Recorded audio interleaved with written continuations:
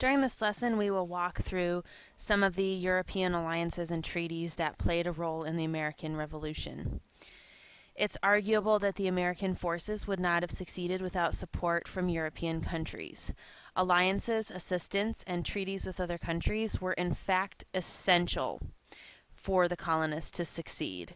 This lesson looks at how assistance from Spain, France, and the Netherlands was critical to the colonists' fight against British forces.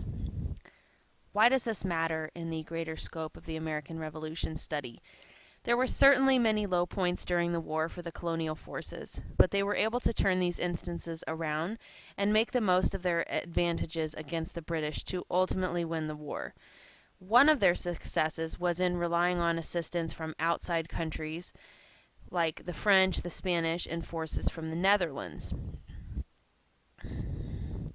During the initial course of the American Revolution, the American colonies faced a major challenge about how to conduct international diplomacy because technically they weren't really a country.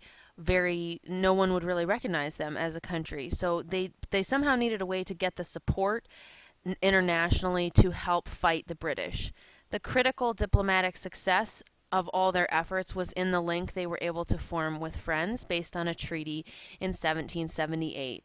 American and French government representatives signed the Treaty of Alliance and the Treaty of Amity and Commerce, and that was done in February of 1778. The Americans also had a document known as the Treaty of Fort Pitt between the new United States of America and the Lenape Indians, and there were many more informal treaties throughout the war.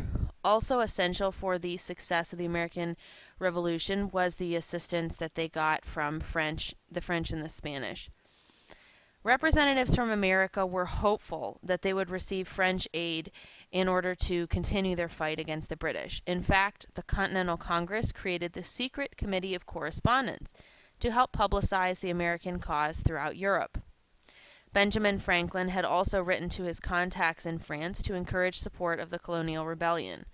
Since the French had suffered defeat by the British during the 7 Years' War and lost a lot of their territory in the New World during that conflict, they were more than willing to partner where they could.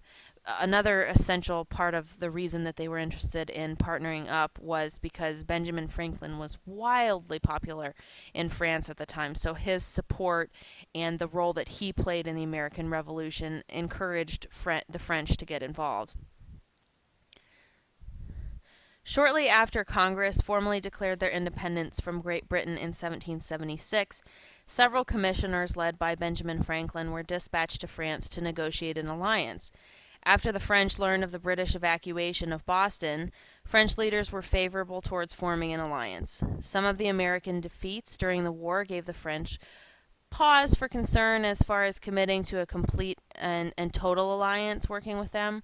But Benjamin Franklin was so popular in France that his support for the revolution helped to encourage the French to support it as well. During this time, a secret loan was provided to the United States to continue fighting the revolution. Although the initial French commitment to the new United States was limited, negotiations were also initiated on the French side with the Spanish. Between the years of 1778 to 1782, the French provided supplies, uniforms, troops, naval support, and arms and ammunition to the Continental Army when that support was needed most. The French Navy was also essential in fighting off a British fleet and protecting George Washington's forces in Virginia.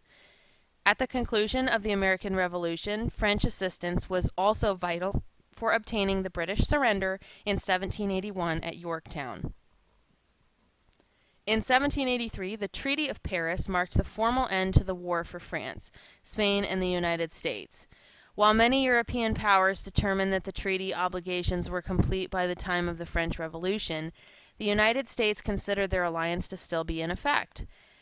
The Treaty of Paris also stayed in effect during an undeclared quasi-war with France, although the treaty was officially terminated at the Convention of 1800.